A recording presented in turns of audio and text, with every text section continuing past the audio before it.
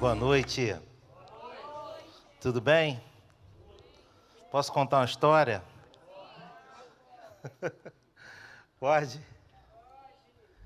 Até eu fico curioso com a história quando eu vou contar. Só gosta, né? Teve uma época, muitos anos atrás, que tinha um escocês que era muito rico mesmo. E como ele era de uma cidade muito pequena, não tinha banco, né? Era muito tempo atrás, então tinha poucos bancos, só nas grandes cidades, e não tinha banco. Ele emprestava dinheiro para toda a cidade. Ele era muito rico na cidade, ele era o homem mais rico da cidade, e ele emprestava dinheiro para todo mundo na cidade. E ele tinha uns caderninhos, uns cadernos, e ele botava o nome da pessoa, e botava o sobrenome da pessoa, e botava o quanto aquela pessoa estava devendo a ele, né? Como ele era um cara, além de muito rico, ele era muito misericordioso, ele pegou vários nomes que tinham ali, quando acharam esses cadernos, e tinha escrito assim: perdoado, muito pobre para pagar. Ele botava assim, perdoado. Ele tinha uma caneta vermelha, o nome ele escrevia em preto. E esse perdoado ele escrevia em vermelho, perdoado, muito pobre para pagar. Os anos passaram, aquele homem faleceu. Quando ele faleceu, acharam esses livros, né? A sua família achou o livro, a sua esposa achou o livro, e apesar dela ser a pessoa mais rica da cidade, ela falou assim, não, mas essas pessoas estão me devendo. Esse dinheiro eu tenho direito, esse dinheiro é meu. E essas pessoas estão me devendo. E ela levou o juiz, ela levou no jurídico, né? Pegou um advogado e levou na justiça para o juiz olhar e o juiz analisar aquilo. Quando o juiz olhou todos aqueles escritos, né, e os nomes e os valores, e ele perguntou assim, me diz uma coisa, esses dizeres escritos em tinta vermelha, foram o seu marido que colocou escrito? Aí ela falou, sim, foi. Então eles estão perdoados. Porque ele escreveu está perdoado. Ele era o detetor da dívida, né, o dono da dívida, e ele escreveu estão perdoados. E aquela mulher não ficou triste, ficou triste. Ele falou assim, não há tribunal na terra que possa obrigar os perdoados a pagar-lhe, que o seu marido escreveu perdoado. Sabe o que eu acho muito interessante nessa história? Que essa história era dita como verídica, né? Por que eu acho muito interessante essa história? Porque nós temos um escrito dizendo que nós fomos perdoados.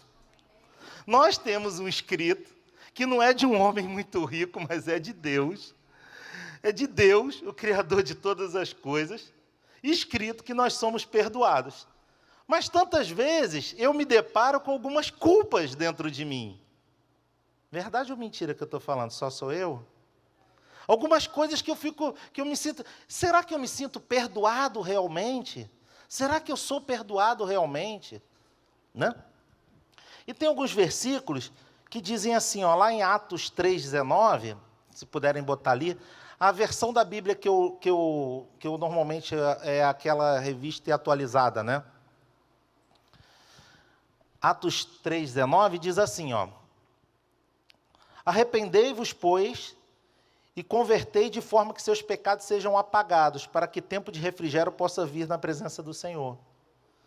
Então, o escrito de dívida, ele tem uma ação que é o arrependimento. Tem que ter uma ação.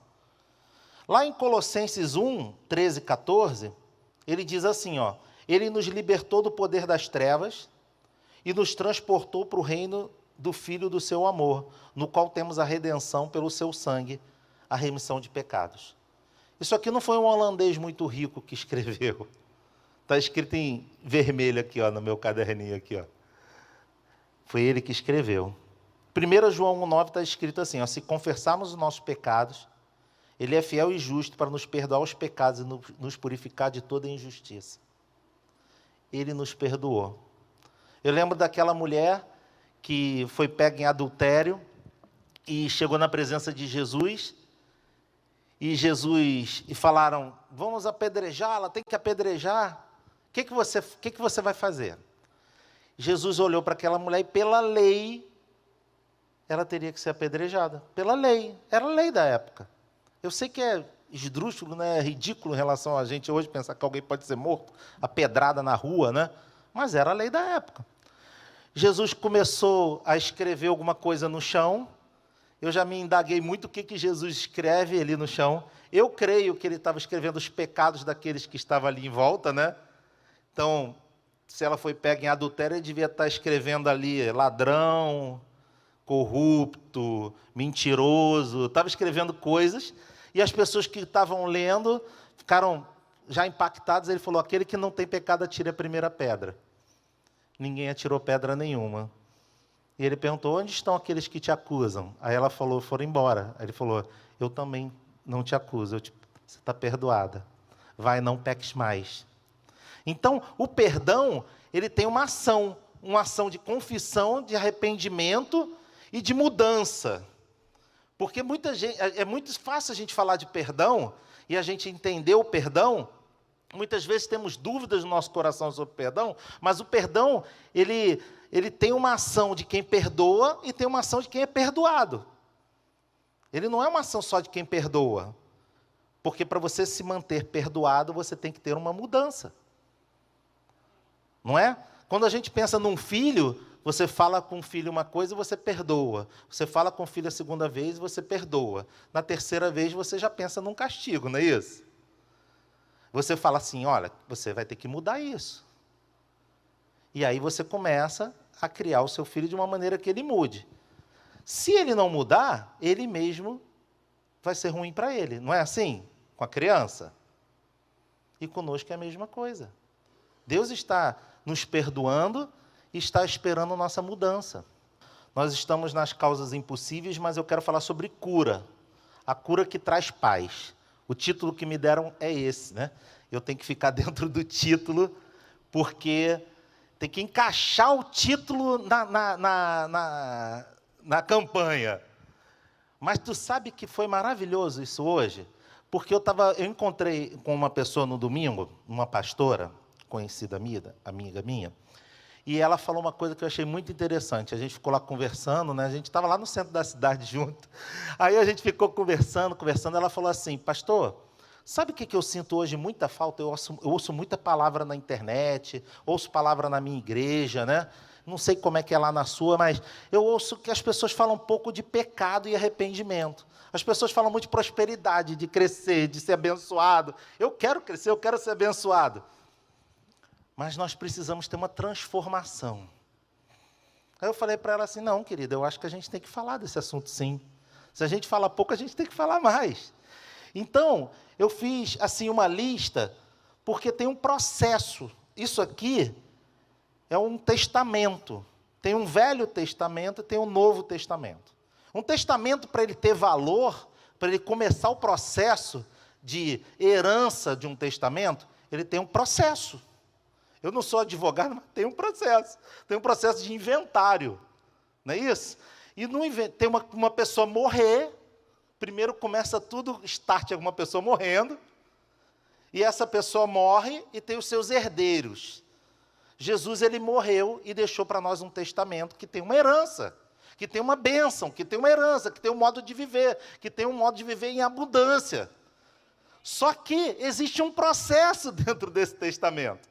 Existe um processo, e se você não entrar no processo, você vai viver sempre à margem de receber essa herança e sem receber.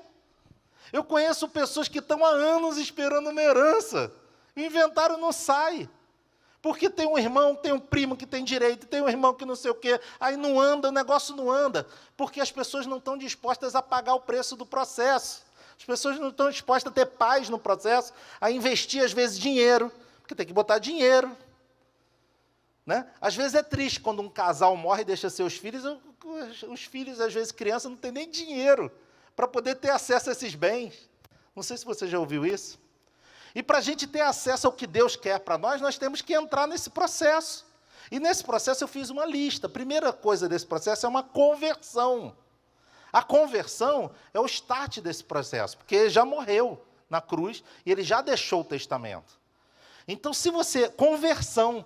Hoje nós temos um grande número de pessoas que são evangélicos não praticantes. Nós temos pessoas que vêm à igreja, mas elas ainda não vivenciaram uma conversão. Uma conversão é uma pessoa que está andando numa direção. Eu estou andando lá de carro ou de moto, eu estou andando e tem uma placa, conversão a 200 metros. Aquela conversão a 200 metros é uma saidinha, normalmente, para a direita, né? Que você faz para você fazer o retorno, para você pegar para o outro lado, né? Não adianta você achar que você vai continuar andando para o mesmo lado e você converteu.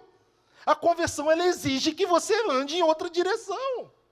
O evangelho, a igreja, Jesus, não é para ser uma religião, para ser um lugar que eu frequento e eu continuo vivendo a vida da mesma forma.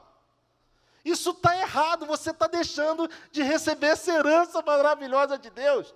E você, às vezes, fica sentado, está vendo o tempo passar, as pessoas... Desculpa, eu estou sendo muito agressivo hoje. Não? Posso continuar nessa linha ou vocês querem prosperidade? Então, o que acontece? A pessoa tem que ter uma conversão real. Sabe, não é frequentar por uma moda, não é você frequentar a igreja e as pessoas, cara, sabe que você não mudou nada? Gente, quer me botar para baixo, é uma pessoa falar para mim assim, pô, te conheço há uns 15 anos, você não mudou nada. Eu, meu Deus, o que eu estou fazendo na minha vida? Se você não mudou nada há 10 anos, cara, você frequenta a igreja há 10 anos, tem alguma coisa errada. Porque você tinha que estar sendo abastecido pelas palavras, você tinha que estar sendo abastecido pelo louvor, você tinha que estar incomodado com quem você é. Eu estou incomodado com quem eu sou. Eu quero ser uma pessoa diferente ano que vem, eu quero ser uma pessoa diferente daqui a 10 anos. Eu estou muito incomodado. Se você não está incomodado, tem alguma coisa errada. Porque a conversão, a conversão está sendo feita. A conversão está acontecendo. A conversão é uma mudança. Ah, mas a mudança para onde, pastor? Então, o que eu tenho que mudar? O nosso modelo é Jesus. Se você não está convertendo para ficar na mesma direção de Jesus, tem alguma coisa errada. Muitas vezes, algumas atitudes parecem infantil, mas algumas atitudes que eu tenho que tomar, algumas coisas que eu tenho que falar, eu penso assim, o que Jesus faria? Parece infantil, gente, mas funciona tanto. Porque Jesus, ele faria algo diferente do que eu faria. Eu estou longe dessa direção, então. Se eu penso, não, eu tenho que fazer isso. Um fala mata, o outro fala esfola. Aí você pensa, o que Jesus faria? Jesus perdoaria. Ai, meu Deus, por que eu sou então assim ainda? Eu tenho que me incomodar, eu tenho que me converter. O segundo passo é o batismo. O batismo é uma confissão pessoal, uma confissão diante dos homens, diante de Deus. Ah, não, eu acho que eu ainda não estou preparado. Já ouvi muita gente falar isso. Eu acho que ainda não estou preparado para me batizar. Eu tenho que ser mais santo. Querido, a conversão é durante. O batismo é um posicionamento. É um posicionamento. Eu vou me posicionar, não. Eu quero ir nessa direção. Eu vou me posicionar. Ah, pastor, mas eu me sinto convertido, já mudei muita coisa da minha vida, e eu já me sinto batizado. Aí você vai conhecer a palavra de Deus. O que é conhecer a palavra de Deus? Conhecer a palavra de Deus, desculpe, não é só frequentar a devocional do que está escrito ali. Conhecer a palavra de Deus é você ler a palavra de Deus em casa, é você ler a palavra de Deus quando você tem uns 10 minutinhos, 20 minutinhos no seu trabalho. Gente, eu tenho vergonha de mim mesmo, que eu acho que eu leio tão pouco a palavra. E às vezes eu pego 15 minutinhos do meu tempo, dá para ler um livro. Dá para ler um livro. Dá para ler um Timóteo, dá para você ler um evangelho em 20 minutos. 15, 20 minutos você lê um evangelho. Às vezes a pessoa fala, você já leu a Bíblia toda? Eu já. A pessoa, puxa, mas você tem muito tempo de evangelho. Não, querido, eu já tinha lido a Bíblia toda no meu segundo, terceiro ano de conversão. Porque eu estava cheio, eu estava com a sede de conhecer Deus, a palavra de Deus. E eu não estou falando só de mim, não. Eu conheço um monte de gente que leu a Bíblia nos seus primeiros anos de conversão. Se você não leu a Bíblia toda e você tem mais de 5 anos de conversão, tem alguma coisa errada. Você tem que começar a ler agora com vontade. Sabe por quê? A gente bota na Jovem Pan, a gente bota na Record, a gente bota na Globo, e a gente fica sendo bombardeado por ideias, a gente fica sendo bombardeado por ideias pelo Instagram, a gente fica sendo bombardeado por ideias pelos nossos relacionamentos. E quando eu começo a ler a palavra, eu estou sendo bombardeado pelas ideias de Deus, eu estou sendo bombardeado pelo projeto de Deus, pela mensagem de Deus, pela palavra de Deus, pelos seus propósitos, pelos seus projetos, como seus modos de viver. Sabe por que a Daniela hoje falou que José, ele tinha um caráter formado, José tinha uma experiência com a palavra. Se você ler lá no início da vida de José, ele era recriminado pelos irmãos, porque ele era protegido do papai, né? Ele era protegidinho do papai. Eu acho que ele já estava lendo, ele já estava sabendo, ele devia ter conversas com seu pai ali, ele era protegido, ele era instruído. Quando ele chega na frente de... Você acha que ele foi instruído como escravo? Com Potifar? Lá na casa de Potifar? Você acha que um escravo pode ler? Um escravo do Egito, 5.000 anos atrás, sei lá, quanto tempo? Você acha que ele podia ler? Você acha que alguém lê na prisão? Ele foi instruído antes. A instrução é que vai fazer o teu proceder ser reto. A instrução é que vai fazer você saber as atitudes que você tem que tomar. Se as suas instruções vêm de uma novela... Gente, eu não estou falando mal de vocês, não, estou falando até de mim. Outro dia desse eu estava falando com a Daniela, que a gente estava vendo uma série que é de tráfico, né? E aí estava tendo tiroteio, não sei o quê, aí eu falei assim, Daniela, esse fulano tem que morrer mesmo, tem que matar o fulano. Sabe, coisas assim que vai entrando dentro do nosso... Tá, me perdoem, tá? Estou me expondo aqui. Mas é isso, a gente vai começando a achar que tudo é no tiro, que o bandido tem que matar o outro bandido, é tudo bandido, e você está torcendo para o bandido. Não sei se você também vê sério, acontece isso contigo, né? A gente fica torcendo para o bandido, que é o bandido nosso escolhido, né? O melhorzinho, né? Não, aquele ali, ele é corretão, né? Só mata geral, né? Mas não matou criança, ai que bom, não mata criança, só mata mulheres e velhos. São os valores vão entrando dentro da nossa alma. Tudo que você força, tudo que você se empenha, você vai crescer. Eu lembro que em 2011, a gente mudou de ramo e a gente foi para um outro ramo.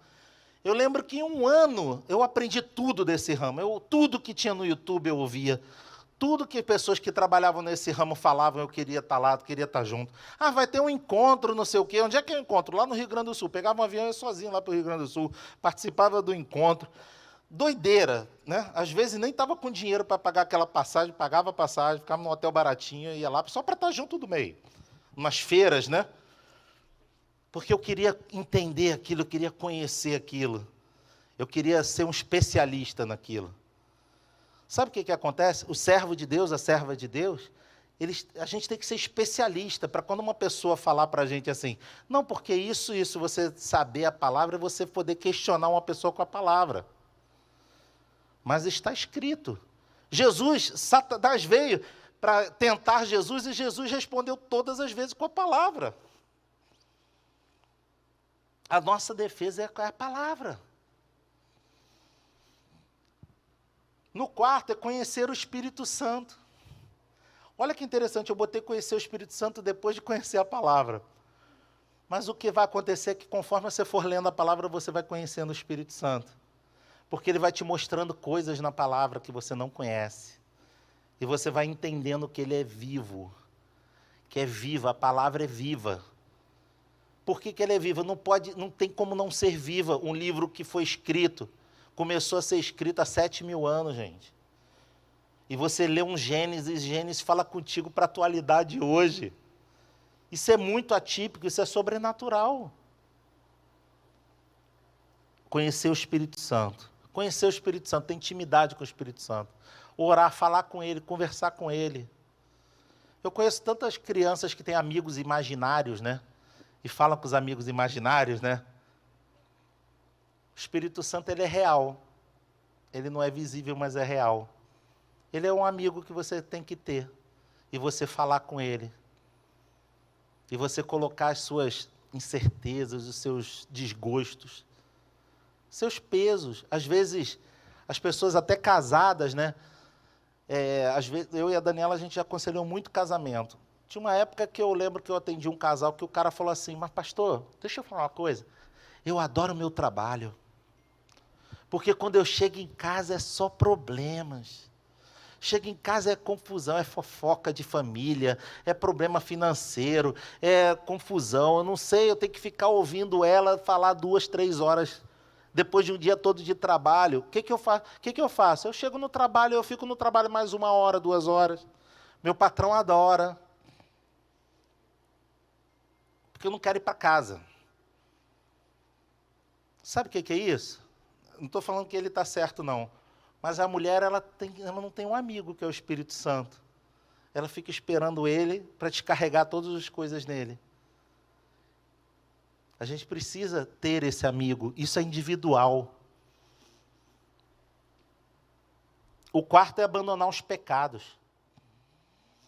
Sabe que você... Eu estava pensando nisso hoje, quando eu estava preparando essa palavra, né? Fazer uma lista de coisas que eu faço. Eu pensei para mim, tá? Se você quiser, você pode usar para você. Fazer uma lista de coisas que eu faço e que eu penso que talvez não sejam agradáveis a Deus. Fazer uma lista. E pensar o que eu tenho que ticar dessa lista, o que eu tenho que ir tirando dessa lista. Abandonar o pecado. Ou aquilo que você ainda acha que é pecado na sua vida. E quando a gente fala de pecado, é uma coisa tão interessante, né? Porque a gente é tão fácil para identificar o pecado dos outros, né? Dos outros é tão fácil, né? Tem pecado que tem cheiro, tem pecado de roupa, né? Tem pecado de preferência sexual. A gente fica assim, não, aquele pecado ali é muito pecado. O meu pecado é um pecado pequenininho. Eu só falo uma mentirinha, uma fofoquinha de vez em quando. Só que isso diante de Deus é tudo pecado. Aquele pecado que você parece que é pequenininho, a gente faz uma lista, né? A gente faz como se fosse um ranking. Esse pecado é muito grande, isso aqui é primeiro lugar. Esse pecado aqui não. A gente acha que Deus julga que nem a justiça. Porque a justiça é assim, né? Assassinato, crime doloso e crime culposo. Aí o culposo é que você não teve intenção... Não, acho que é o doloso que não teve intenção, o culposo é que você tem culpa, né, que você quis, né, fazer. Então esse aqui vai pegar, aqui na nossa justiça, aqui, 7 anos, né? O rapaz que morreu essa semana, ele só ficou preso 7 anos, né? Por matar uma pessoa, né? Aquela atriz, né? Aqui na nossa justiça, 7 anos por matar uma pessoa. É loucura isso, o cara ficar 7 anos. Mas a gente tende a fazer esse ranking, né? Mas essa lei é a lei dos homens. Na lei de Deus não tem ranking. O pecado faz separação entre nós e o nosso Deus. O pecado nos faz separar de Deus. Amém? E quem está falando aqui é um pecador. Não estou falando isso aqui para você. É uma pessoa que tem que lutar para ter santidade todo dia. Você não acha que eu quero enganar algumas pessoas durante o dia?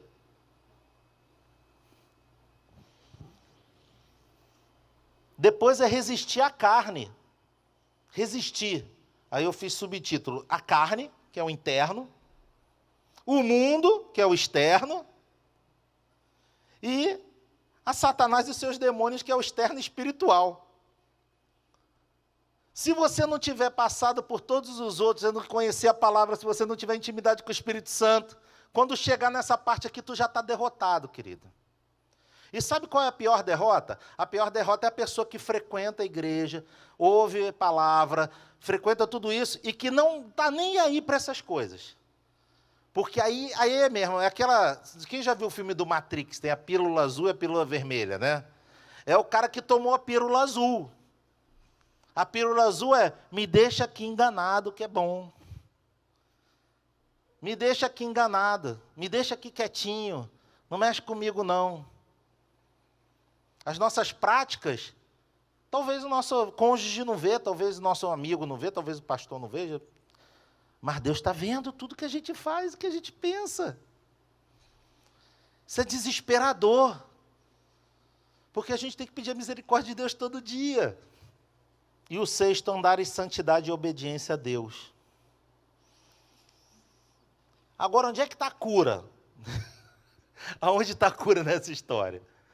A cura vem pela palavra de Deus. A cura vem pela palavra. Mateus 8, de 5 a 13. Então, aquele é o trilho. E a cura vem por outros caminhos, que é a cura vem pela palavra. Porque você tem que ter o conhecimento para você usar, para você ser curado, para você receber a palavra para você ser curado. Então, eu botei lá em Mateus 8, de 5 a 13, tem uma história que diz assim, ó. Tendo Jesus entrado em Cafarnaum, apresentou-se-lhe um centurião implorando, Senhor, o meu criado jaz em casa de cama, paralítico, sofrendo horrivelmente. Jesus lhe disse, eu irei curá-lo. Mas o centurião respondeu, Senhor, não sou digno que entre na minha casa.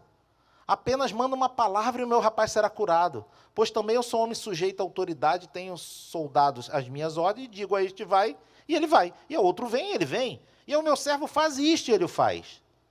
Ouvindo isto, admirou-se Jesus e disse aos que seguiam, em verdade, vos afirmo que nem mesmo em Israel achei fé como esta. Digo-vos que muitos virão do Oriente e do Ocidente e tomarão lugares à mesa com Abraão, Isaque e Jacó, no reino dos céus. Os salvos, né? Ao passo que os filhos do reino serão lançados para fora nas trevas. Ali haverá choro e ranger de dentes. Então disse Jesus ao centurião, vai-te e seja feito conforme a tua fé. E naquela mesma hora o servo foi curado. Sabe que a gente costuma muito a ler a parte que achei fé como esta. E a gente para a pregação aí. Só que Jesus, depois dessa pregação, depois dessa parte que você está acostumado a ouvir 10.000 vezes aqui na igreja, dessa cura do servo do centurião, depois disso, ele fala, sabe o quê? Se você não entender esse princípio da palavra, pode ser que você vá para o inferno. O que Jesus falou foi isso. Ele falou assim, digo-vos que muitos virão do Oriente e do Ocidente, tomarão lugares à mesa de Abraão, Isaque e Jacó no rei dos céus. Vão ter os salvos. Ao passo que os filhos do reino serão lançados para fora. Nas trevas, ali haverá choro e ranger de dentes. Jesus já falou de choro e ranger de dentes em outros lugares. E esse é um inferno. Por que os filhos do reino serão lançados para fora? Ele usou o exemplo do centurião, que o centurião entendeu o poder da palavra. E o poder da palavra é que será salvo tu e tua casa. O poder da palavra é que ele levou sobre si todas as nossas enfermidades. O castigo que nos traz a paz estava sobre ele, e sobre as suas pisaduras nós fomos sarados. O poder da palavra é falar que você, quando você aceita Jesus como Salvador, ele deixa de ser o unigênito e ele passa a ser o primogênito. E você pode se tornar filho de Deus. O poder da palavra diz que se nós confessarmos os nossos pecados, ele é fiel para nos perdoar. E se você não entender o poder da palavra que já foi lançada sobre a tua vida, e você não tomar posse dessa palavra, e você usar para a tua vida, pode ser que você está perdendo essa herança. A herança do testamento, a herança que foi deixada para você. Esse homem entendia do princípio. Basta uma palavra. Lá em João 1,3 diz assim, por sua palavra todas as coisas foram feitas, sendo que ele era o verbo. E o verbo se fez carne, lembra? Em João 1, o verbo, quando você pensa numa frase, o verbo é o que dá ação à frase. Tem um sujeito, né? Eu já tenho muitos anos que eu não lembro da escola, isso aí é matéria de terceira série, quinta série, sei lá. Então, é o sujeito, e tem o verbo, tem o predicado. Aí, tem gente que lembra mais. Então, o verbo é o que dá ação. Não adianta você ser o sujeito que não tem ação. O sujeito, sabe o que é o sujeito? Na frase? É o crente que não tem o verbo, que é a palavra. Ele é uma pessoa que ele é o sujeito, mas não tem a ação. Aí a pessoa passa a vida e as coisas não mudam. A sua vida continua a mesma. Porque falta ação. E a ação é o verbo e a ação é a palavra. Amém? Segundo, então a cura vem pela palavra. A cura vem pela confissão dos pecados. Já falamos disso. Mas eu quero ler Tiago 1, do 12 ao 25. Esse versículo é muito importante. Esse versículo eu li de novo hoje, eu fiquei assim, meu Deus. Diz assim, ó. Bem-aventurado o homem que suporta com perseverança a provação. Porque depois de ter sido aprovado, receberá a coroa da vida, qual o Senhor prometeu aos que o amam. Existe uma provação e a gente tem que suportar a provação. Ninguém, ao ser tentado, diga, sou tentado por Deus, porque Deus não pode ser tentado pelo mal e ele mesmo a ninguém tenta.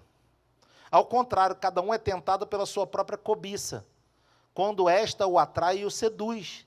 Então a cobiça, depois de haver concebido, dá luz o pecado, e o pecado, uma vez consumado, gera morte. Olha que interessante. O pecado, no momento que ele é semeado, ele é gostoso. O pecado, no momento que ele é semeado, ele é atrativo. Ele é bom. Quem está falando para vocês aqui é um pecador. E antes de conhecer Jesus, um grande pecador. E o pecado, ele é bom. Só que depois que o pecado nasce, porque a semente do pecado é a cobiça, a semente do pecado é gerada, e depois nasce um fruto. O fruto do pecado, sabe qual é? Culpa. Sabe qual é o fruto do pecado? O fruto do pecado é culpa, é pesar, é arrependimento. Porque o pecado, no momento da tentação, ele parece muito interessante. Só que no momento da tentação, que é no momento de nós resistirmos. O momento da tentação é no momento de nós nos segurarmos. O momento da tentação é o momento que nós não temos que falar, nós não temos que agir. Você acha que José, a Daniela falando aqui de José, né? Você acha que José, quando a mulher de Potifar foi para cima de José, ele teve que correr. Ela rasgou a roupa dele. Tu acha que essa mulher era feia? Alguém precisa correr de mulher feia? O cara correu porque a mulher era bonita pra caramba. E tem situação que você tem que correr. E quando eu estou falando correr, não é só correr de mulher, não. É correr de propostas, é correr de conversas, é correr de mentira, é correr de coisas. Você tem que correr, tem momentos que você tem que correr. Eu e a Daniela, a gente tem um código para a gente poder se ajudar nesse sentido, né? Quando a gente está em algum lugar, alguma coisa que a gente vê, alguma coisa que começa a ficar estranha, a gente olha um para o outro e a gente já se fala. Ah, gente, a gente tem que ir embora, a gente vai embora, desculpa aí, a gente tem que ir embora. Pô, mas já, vocês chegaram agora, tem 1 hora, 2 horas. Não, é tudo bem, mas é porque a gente quer ir embora. Tem situação que você tem que correr. Porque senão fica muito agradável certos ambientes. É muito agradável. Só que o fruto do pecado não é na hora que você peca. O fruto do pecado é o medo, é a insegurança, é a culpa. Depois.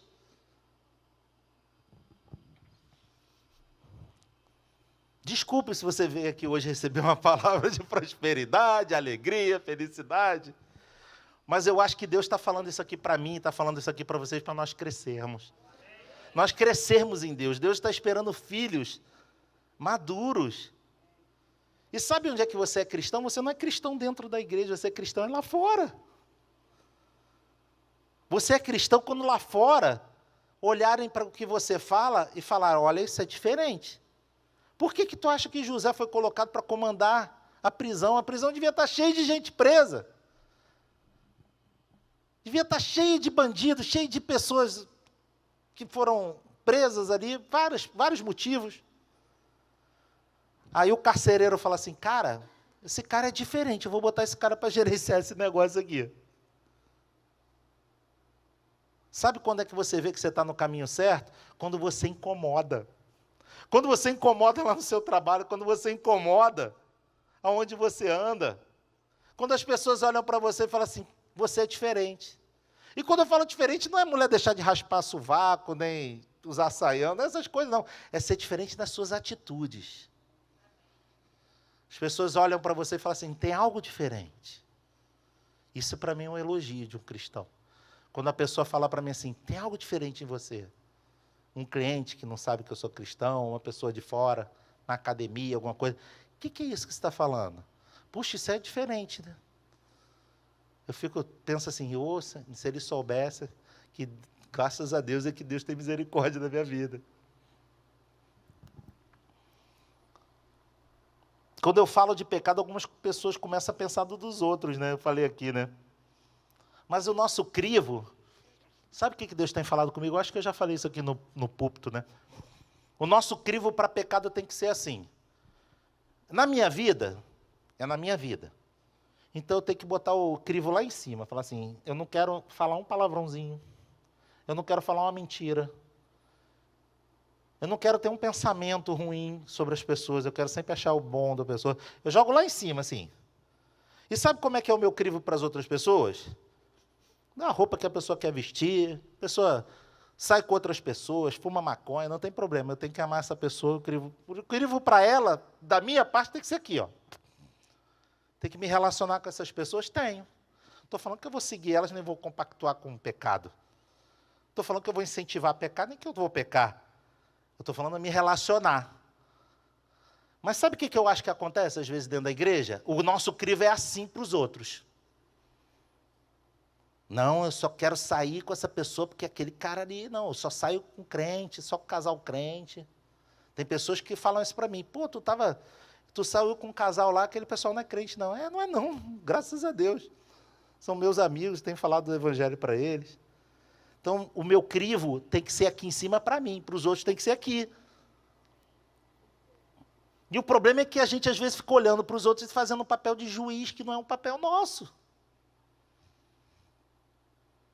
Eu só posso ser exigente comigo mesmo. Eu quero ser mais exigente comigo mesmo esse ano que vai começar agora, então. Amém? Não é ser conivente. Em Hebreus 4, 12 a 16 diz assim, porque a palavra de Deus é viva e eficaz, e mais cortante do que qualquer espada de 2 gumes, e penetra até o ponto de dividir alma e espírito, juntas e medulas, e é apta para discernir os pensamentos e propósitos do coração. Então a palavra de Deus ela é apta para discernir os propósitos e os pensamentos. Não há criatura que não seja manifesta na sua presença. Pelo contrário, todas as coisas estão descobertas e patentes aos olhos daquele a quem temos que prestar conta. Tendo, pois, a Jesus, o Filho de Deus, como grande sumo sacerdote que penetrou aos céus, conservemos firmes a nossa confissão, porque não temos sumo sacerdote que não possa compadecer-se das nossas fraquezas. Antes, foi ele tentado em todas as coisas, a nossa semelhança, mas sem pecado. Acheguemo-nos, portanto, confiadamente junto ao trono da graça, a fim de que recebemos misericórdia e achamos graça para socorrer em ocasião oportuna. Sabe o que acontece? Deus ele nos deu um modelo que não foi um modelo... Gente, Jesus não veio como Deus. Ele perdeu todo o poder que ele tinha como Deus. E ele sofreu tudo que ele poderia ter sofrido, mas ele não pecou. Então, quer dizer, sabe por que Jesus veio à Terra? Um dos grandes motivos que Jesus veio à Terra, para poder falar para você e para mim assim, é possível. É possível. Porque às vezes as pessoas pensam assim, não é possível. Não é possível santidade. Só que Jesus ele não tinha o poder de Deus que ele era. E ele ficou até o fim. E ele sofreu uma injustiça tremenda. E ele ficou calado até o fim nessa injustiça. Na verdade, não foi injustiça, né? Porque ele recebeu a culpa do nosso pecado. Então foi justo. Foi justo ele ter morrido. Ele só não é o culpado. O culpado sou eu e você. Só que com essa chance que ele nos deu, a gente hoje pode fazer algo diferente na nossa vida. A gente pode mudar a nossa história. Então, nós temos que confessar os nossos pecados, nós temos que ser honestos conosco mesmo. E eu não estou falando para você entrar no confessionário e contar para um outro homem o seu pecado. Eu estou falando para hoje à noite, talvez, se você lembrar dessa palavra, você chegar em casa e você fazer essa lista. O que eu tenho que mudar? O que eu tenho que abandonar? O que eu tenho que me transformar? Você e Deus. Você e Deus. A cura vem pela palavra, a cura vem pela confissão de pecados, e a cura vem pela proclamação. Quando você declara a cura em fé, o reino espiritual ouve e se movimenta. Lá no Salmo 89, 1 diz assim, cantarei para sempre as suas misericórdias, ó Senhor. Os meus lábios proclamarão a todas as gerações a tua fidelidade. É necessário você proclamar a verdade de Deus. Às vezes a cura não vem instantaneamente. Às vezes essa cura que eu estou falando aqui, que é uma cura interior, é um processo progressivo. É um processo progressivo. Eu acho que a conversão, ela não acontece da hora para outra. Eu sei que tem um start. Eu tive um start, eu tive um encontro com Deus e foi muito radical. Naquele dia foi muito radical para a minha vida. Mas de lá para cá eu tive tantos tropeços. De lá para cá teve épocas que eu estava muito fraco em Deus. Algumas pessoas me ajudaram. Teve época que eu não consegui nem ajuda.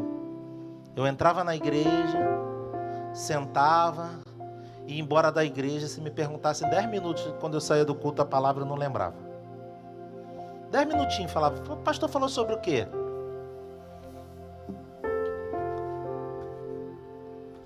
Tem até uma piadinha que a gente conta em família, né? Que a gente fala assim, o pastor falou sobre o que na palavra? A gente fala, era sobre pecado. Aí o filho pergunta assim, mas o que ele falou sobre pecado? Ó, eu acho que ele era contra.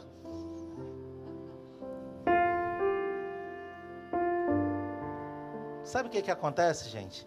Às vezes a gente não está bem. Eu já fui em tantos cultos que a pessoa chegou e falou assim, que culto tremendo. Que louvor tremendo, que palavra tremenda. Olha, hoje a palavra falou muito comigo. O pastor hoje estava empolgado, estava assim, inspirado. E eu olhava para a cara daquela pessoa e falava assim, eu não fui no mesmo culto que essa pessoa. Eu não sei se isso já aconteceu contigo. Sabe por quê? Porque não depende só das pessoas que estão aqui. Depende desse processo na sua vida. Depende de como você está.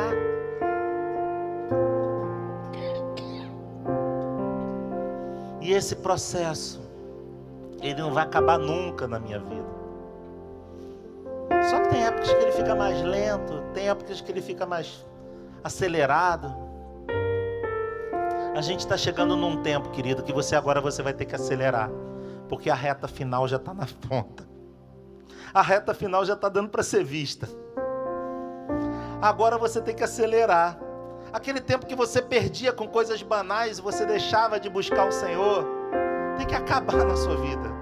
Porque nós estamos na reta final, nós estamos nos últimos dias, nós estamos na última geração.